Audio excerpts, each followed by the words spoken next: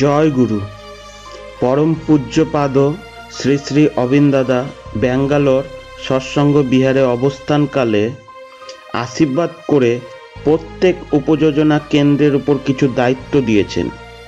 প্রত্যেকে যেন ভোরের প্রার্থনাটা সংশ্লিষ্ট মন্দিরে গিয়ে অথবা নিজ এলাকা বা উপযোজনা কেন্দ্রের কোনো না কোনো গুরু ভাইয়ের বাড়িতে গিয়ে করেন।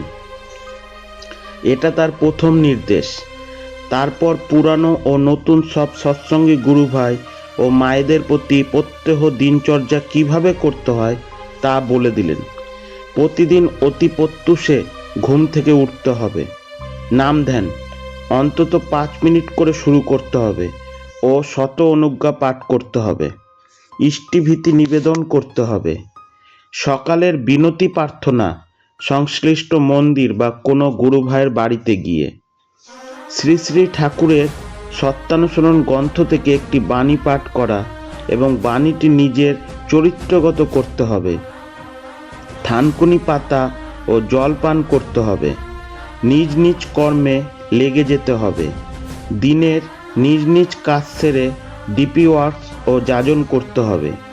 রাতে ঘুমানোর আগে অবশ্যই সব ধ্যান ও নাম করতে হবে, তারপর ঘুমাতে হবে।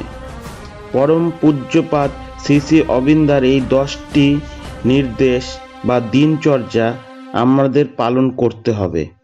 পরম পূজ্যপাদ শ্রী শ্রী অবিন্দাদার নির্দেশনাগুলো বাস্তবায়নের মধ্যে দিয়ে নিজের ও পারিপার্শ্বিক সকলের মঙ্গলময় জীবনের অধিকারী হই।